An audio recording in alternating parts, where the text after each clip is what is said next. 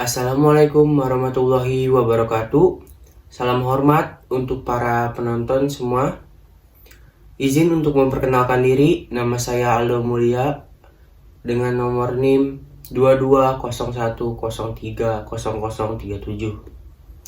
Baik, di sini saya akan mempresentasikan artikel saya untuk memenuhi tugas EKT 2 yang diberikan oleh Bapak Aditya Pratama SPD MPD.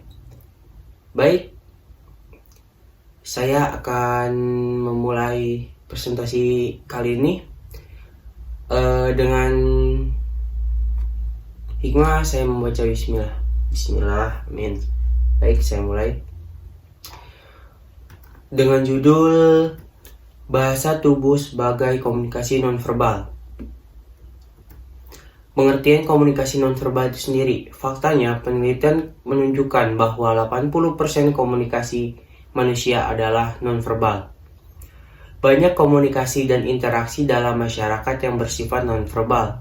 Komunikasi nonverbal adalah hilangnya makna pesan yang melibatkan ketiadaan simbol bunyi atau representasi bunyi. Salah satu komunikasi nonverbal adalah seperti gerakan tubuh atau perilaku kinetik dari manusia itu sendiri, gestur gaya kita, dan gerak serta ekspresi wajah termasuk dalam kelompok ini. Nah, di sini saya akan berikan contoh komunikasi nonverbal itu kayak gimana sih? Seperti di saat lawan berbicara Anda menanya, apakah makanan itu enak atau tidak, dan kamu menjawab seperti ini. Artinya seperti kamu jawab tidak tahu atau tidak, kamu menjawab itu artinya enggak. Nah, oke, kita lanjut ya. Bahasa tubuh dapat menekankan atau bertentangan dengan apa yang kita katakan. Ketika Anda harus bersikap sopan kepada seseorang yang tidak Anda sukai, Anda mungkin mengucapkan kata-kata yang tepat, tetapi tubuh Anda memberontak. Anda mengirimkan dua karakter berbeda di sini. Ucapan sehari-hari Anda adalah "aku menyukai dirimu". Bahasa tubuh mengatakan "aku tidak menyukaimu". Jika penerima memahami bahasa tubuh, dia tidak akan tertipu. Kecuali tentu saja Anda adalah pengguna bahasa tubuh yang baik dan tahu cara terlihat sangat positif. Hanya ahli bahasa tubuhlah yang dapat melihat tanda-tanda yang mengungkapkan perasaan Anda yang sebenarnya. Nah, di sini nih, jadi bahasa tubuh tuh bisa diibaratkan emang kalimat yang benar-benar dari hati kalian yang kalian ucapkan, berbeda dengan kalimat yang kalian ucapkan lewat mulut. Seperti sebenarnya aku menyukaimu. Nah, tapi gerakan gestur tubuh dan mimik wajah kalian seperti ya aku menyukaimu. Nah, itu kayak ada tanda keraguan atau sebenarnya dia tidak menyukaimu. Nah, oke, kita lanjut. Nah, tidak ada salahnya melatih gerakan tubuh. Jadi, jika Anda seperti kebanyakan dari kita adalah seorang komunikator, Anda mungkin tidak akan berhasil jika Anda tidak mengetahui bahasa tubuh. Menyadari bahwa salah satu manfaat terbesar menyadari bahasa tubuh dapat membantu Anda memantau dan meningkatkan kinerja kerja Anda sendiri. Kita bisa merasa nyaman saat menguasai bahasa tubuh karena bahasa tubuh tidak diajarkan secara rutin di sekolah dan perguruan tinggi. Meskipun sebenarnya bisa diajarkan dengan cukup mudah. Kesadaran diri dan latihan akan membantu Anda mencapai bahasa tubuh yang terbuka dan ekspresif. Anda mungkin berpikir bahwa memahami bahasa tubuh hanyalah akal sehat, tetapi Anda akan salah karena bahasa lisan rentan terhadap salah tafsir.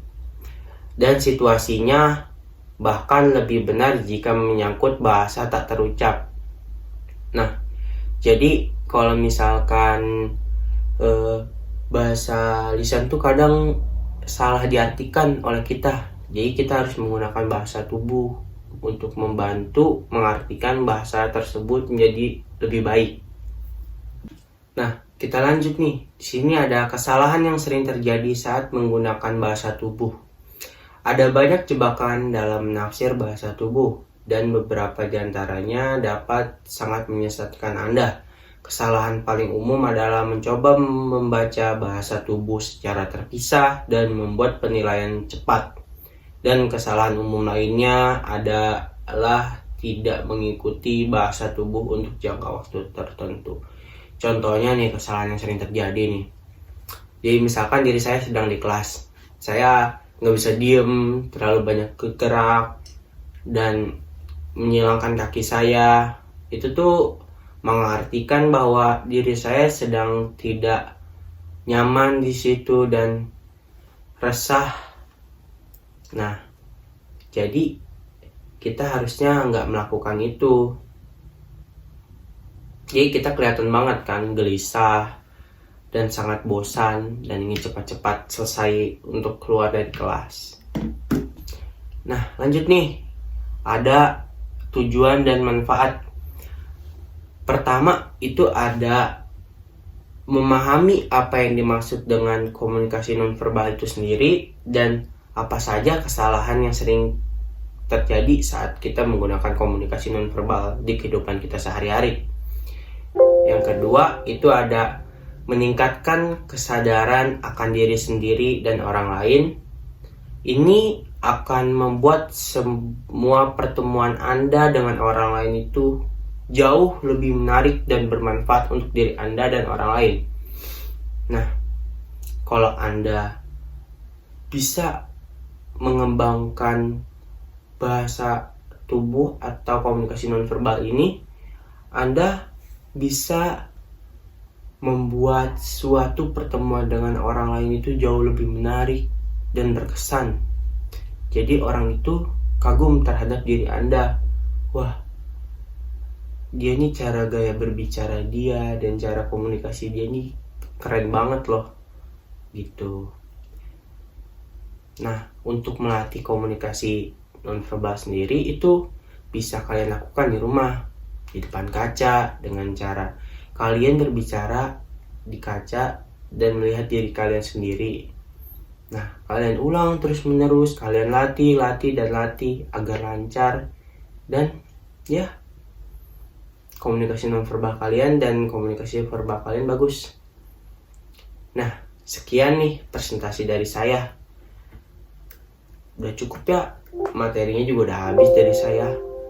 Kalau ada kata-kata yang salah, bukan kalau ada sih, jika enggak, sepertinya banyak kata-kata yang salah dari saya. Oke, mohon dimaafkan ya kurang lebihnya, karena yang sempurna itu hanya ada di lagu Rizky Febian. Kurang lebihnya dari saya. Wassalamualaikum warahmatullahi wabarakatuh.